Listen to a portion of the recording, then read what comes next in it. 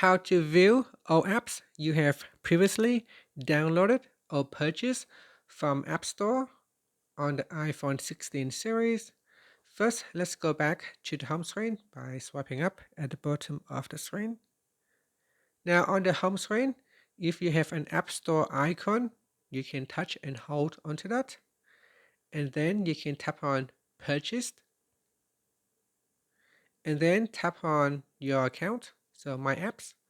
In here, you will be able to view all the apps that you have previously downloaded or purchased. Now, another way to view all of these apps is to open up your App Store. So in your app library, you can open up an App Store or you can search for it. So you can type in App Store and then tap on it.